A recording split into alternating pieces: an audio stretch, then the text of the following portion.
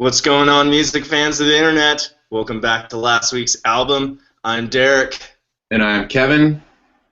and let's go to where we always start with drinking a beer. Good intro segue, Derek. Cheers, everyone at home.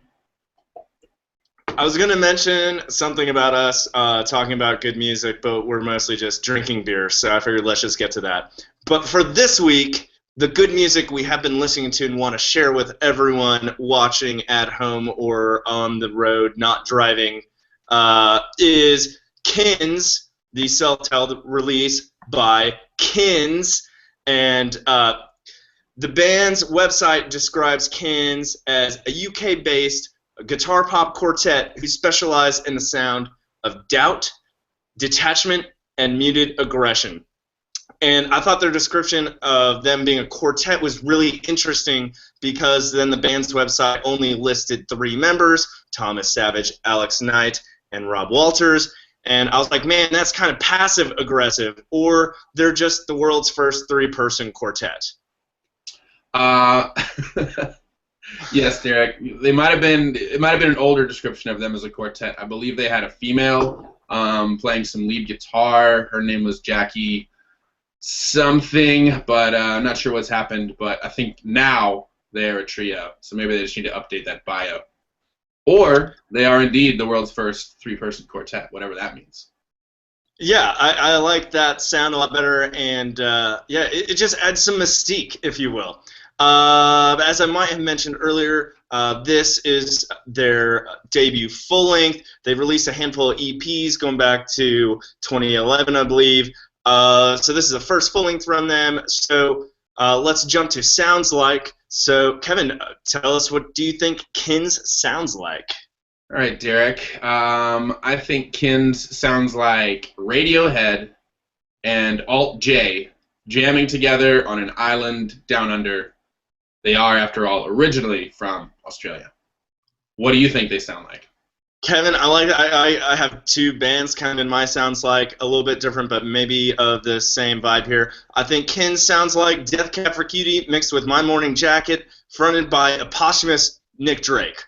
Or zombie Nick Drake, if you will. Maybe he's the mystery 4th member, the zombie of Nick Drake. That's right. There you go. There you go. The missing member of the quartet. All right. So key tracks. Kevin, I had Break Ties and Aimless. How about yourself? I have Moccasins and Absblurd. However we say that. We'll get to it later. But I think your first one is like second on the album, so you go ahead. Right. Break Ties. This one kicks off with a tribal drum beat, angular electric guitar, which kind of to me sounded like a moaning, falling siren, and this really created a tension-filled musical landscape. There was sludgy bass guitar, slight distortion of the lead vocals, which kind of added to the moody lyrics and tension described earlier. This one really took a few different turns as the song progressed. There were backing oohs and ahs in the vocals, in the choruses, which I liked. And at one point, the chorus shifted to just the lead and backing vocals and drums, which I thought was a very interesting duo, musically well done too.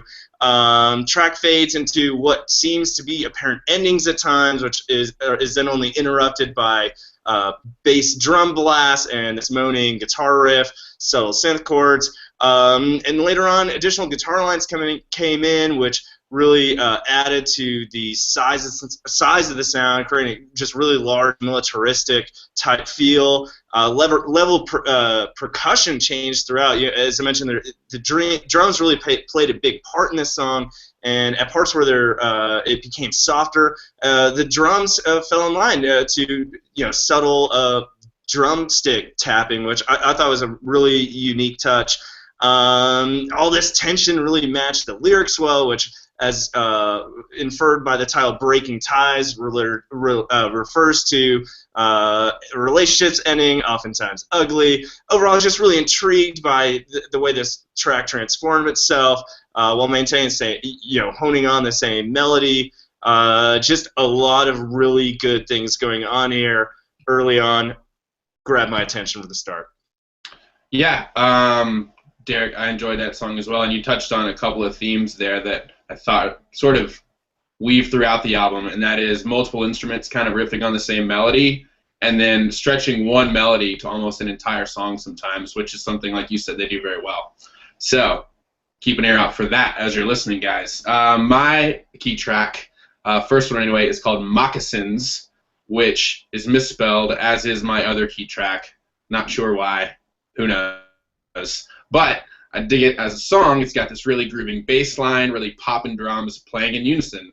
Similar to the way Derek was describing, it's got this dreamy staccato guitar, really gentle, vulnerable vocals, and overall it just has this really nice, grooving, chill vibe, mainly built on the backbone of bass and drums, which is another theme I think you can kind of hear throughout the song. The lead singer is actually, his first instrument was the bass, so I think he sort of gravitates towards those really chill, bouncing bass lines. So you can hear those elsewhere as well.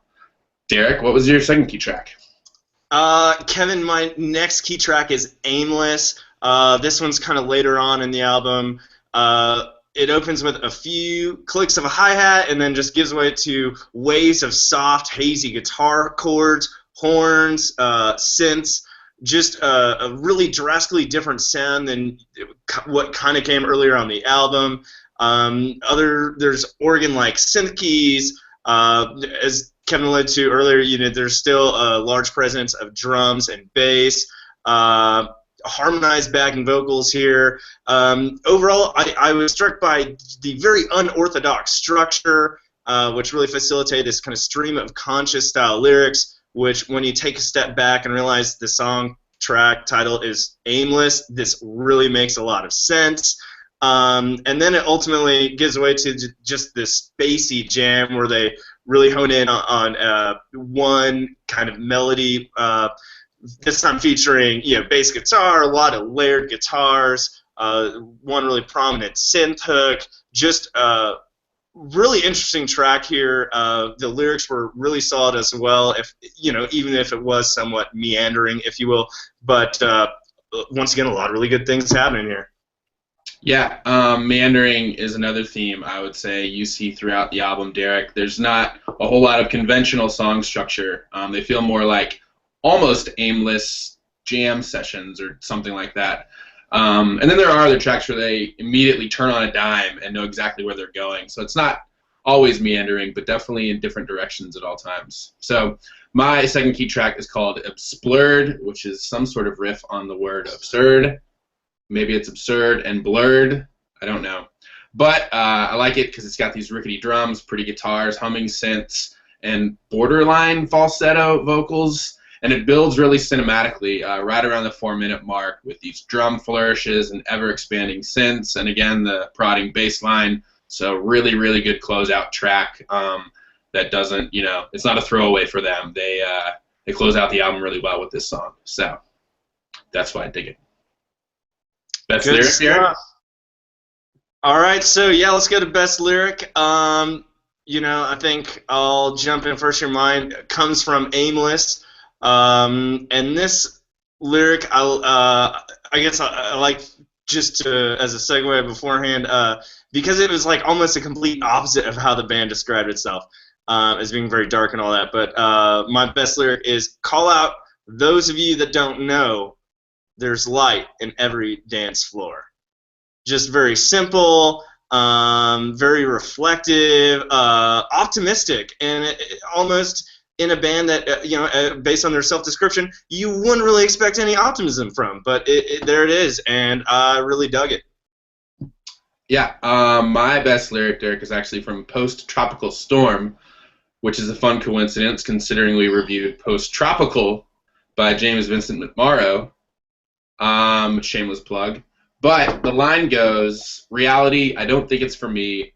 I'm hanging in a dream world from now on." And I dug it because a lot of the times this album feels sort of dreamy and shoegazy and, I don't know, in that vein. So it sort of encapsulated the album for me in a line. All right, yeah, totally hear it. Well, let's go then to overall rating. Kevin, I'm gonna give you the floor here, so let's hear it. All right, I'm gonna go with a 4 out of 5. I was really impressed, especially considering it's their debut LP. They dance these lines of dichotomy, if you will. They're simple yet dynamic, sometimes very barren instruments, and then sometimes building. Even though it's not very many instruments, they do it very dynamically, especially the drums, as Derek mentioned earlier. And it can feel very barren, but also very lush and deep at the same time. And another dichotomy for you, it's very rhythmic and melodic at the same time. They will play the drums like it's a melody, or play the guitar like it's a drum, these different ways. So it's really nice. Really also dug the unconventional song structure, and the jams sort of just get mesmerizing in their own way without losing your attention. And those turn on a dime shifts that I mentioned earlier, I really enjoy changing things up here and there. And I wouldn't call it easy listening. I think it takes some time and some energy to get into this, but once you do, it's very rewarding. So 4 out of 5. What do you say, Derek? Kevin, I'm gonna have to agree with you. I also gave this one a 4 out of 5. You really hit home at a lot of themes I was going to talk about here. Overall, I thought it was really, really good. And even here in my notes, I said it got better and better with every listen, just as you said. I think if the first time or two I was listening to it almost passively at work, I was just kind of jotting down some key tracks. The next thing I know, I look down and I've got nearly half the album just kind of jotted down. There's exactly as you said, it's a dichotomy everywhere you turn, but they do it really well. I'm really excited to hear what these guys are, and this being their debut LP. So I think these guys are very talented, and I think this is a great start for them, and I'm excited to see where they go from here. So there you have it, Kins by Kins, getting a 4 out of 5 from both Kevin and myself. So there you have it. Thanks again for joining us at last week's album. Don't forget to subscribe to our shiz, and join us again next week where we'll be at last week's album talking about good music. Cheers. Cheers, guys. See you next week.